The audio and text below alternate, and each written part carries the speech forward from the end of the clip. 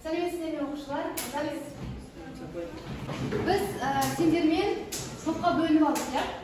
Енді қазір мен сендерге бағалау парағын таратамын. Әр топ басшысы оқушының алған бағаларын жазып отырады. Жеке жұмысқа 3 балл, топтық жұмысқа 3 балл, топтық жұмысқа 2 балл берді. Қайталау мақсатында бүгін сабағымызды жалғастырамыз. Бірінші, үй тапсырмасын тексеріп алайық. Үй тапсырмасын көршіме сенемін әдісі бойынша тексереміз. Яғни, жандарында отырған оқушылар мен дәптертеріңді алмасы. Үй тапсырмасына жалпы балл 2 балл. Неше балл алғанын жазамыз. Түсінікті ме?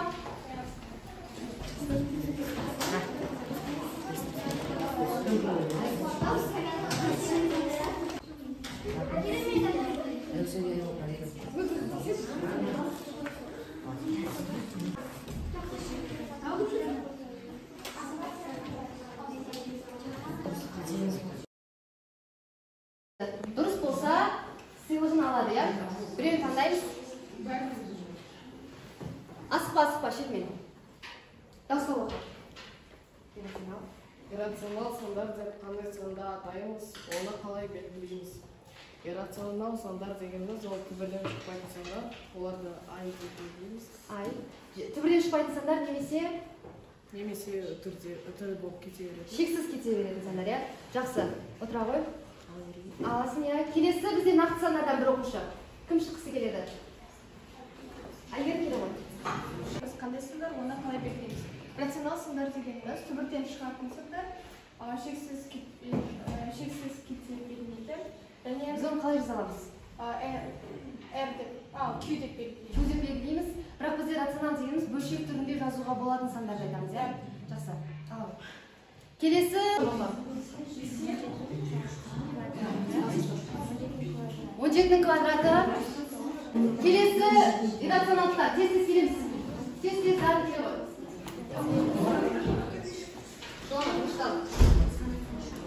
Келесі топ дайын тұр. Нақты сандар. Түбірасында x квадрат не кетеді? Модуль не кетеді? Модуль x кетеді. Молодец, отырамын.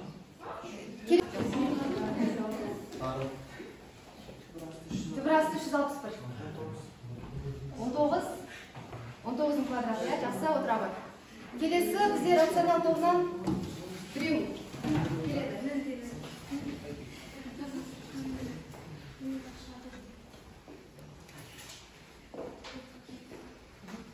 Қандай сандарды нақты сандар деп атайды, оны қалай белгілейміз? Нақты сандар дегеніміз ол нақты сандар жай сандарды кешіре болады.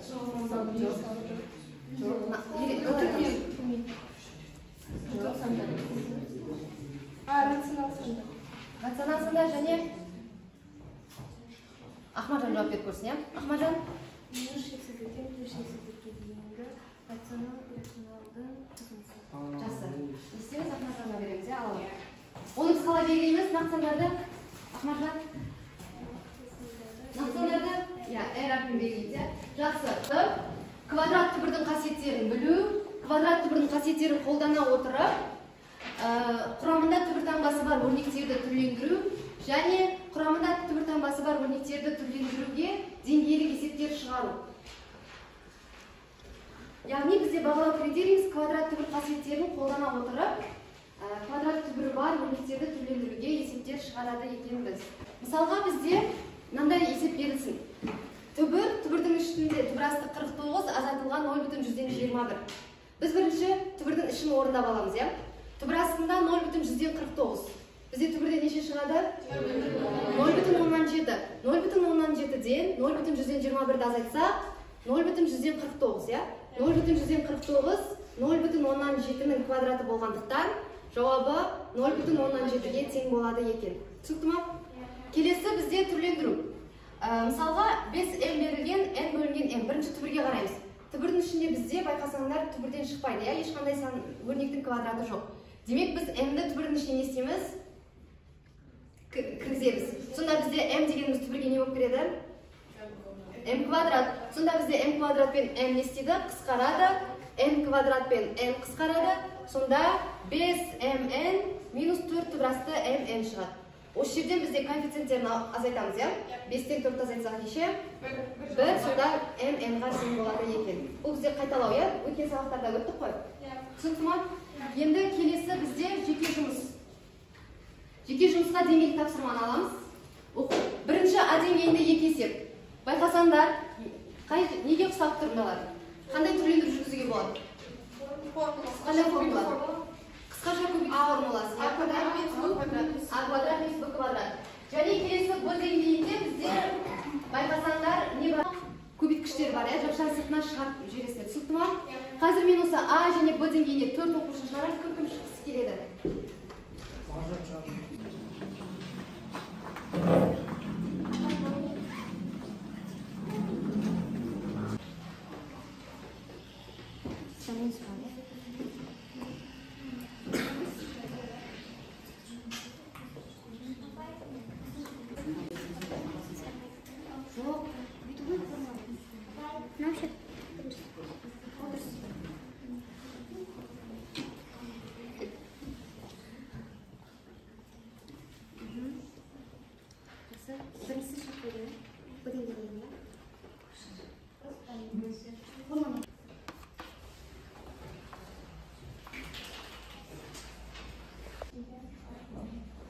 Қазір сендерде топтық жұмыс.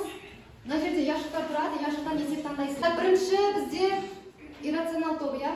Қай яшық таңдаймыз? 3-ті. Басқа топтарда шығарып отырыңдар, иә? Салыстырып көреміз.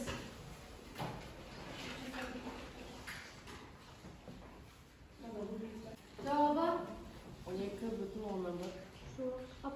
Ақылдасып айтсаңдар, топтық жұмыс қой бұл. Топтық ақылдасыңдар, кімдер әртүрлі шығарды? Не үшін 2 түрлі шығады? 12,1. 12,1. Дұрыс, иә? Сендер топтық жұмыс тыңда. Осы жерде топтық жұмыс қой, өзара ақылдасып бір шешімге келулері қажет.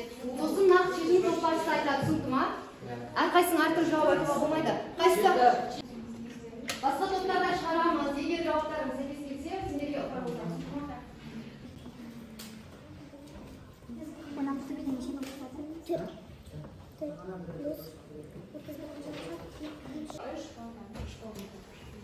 Бірінші топ пен екінші топ, я 2 сұраққа дұрыс жауап берген. Бірінші топ бір ғана.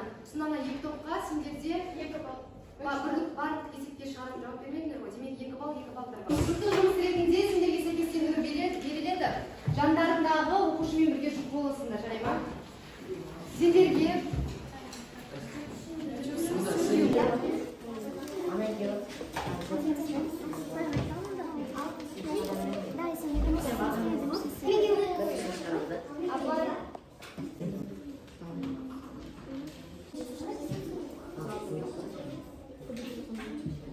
тексереміз.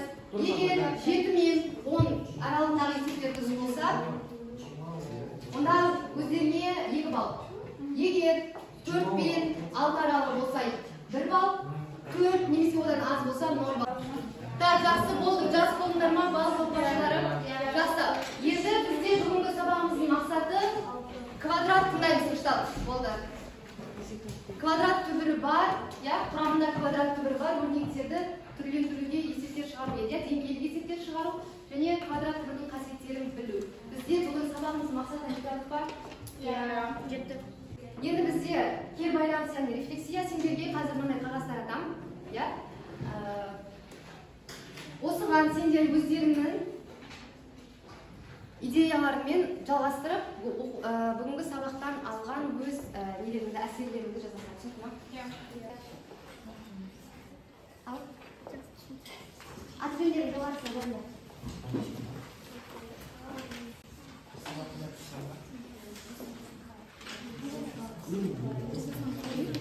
Апай, білек.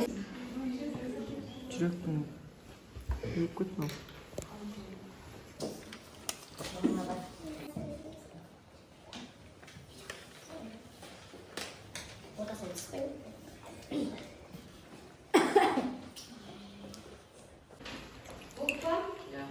Жақсы. Әртөптен бір оқушы оқып берсе, жазғандарыңды.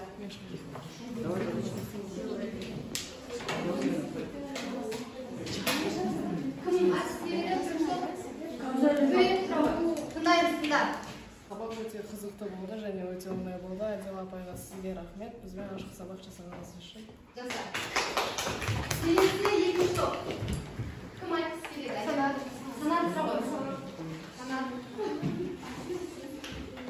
Осы сабақ жеңіл болып, күшті, оңай өтті, тоқты жұмыс күшті болды. Жақсы. Үшінші топ. Үшінші топ. Бүгінгі сабақ қызықты болды, маған ұнады. Жаңа есептер үйрендім. Жақсы. Әселге. Енді сендерде үй тапсырмасына 179-180, иә? Солтан оқулығынан өздерінің оқулықтардан шығарып келесіңдер. Сылтыма жазып алыңдар барлығы. 7. Келесі топ Шарапат 7, Айзере 8, Асел 7, Амирлан 7, Мунира 6, Жайық 6, Есігендір 7, Ералы 5 балл. Осы балдарымды бүгін мен күнделікке қоямын. Сылтыма маған рефлексияны жинап беріңдерші.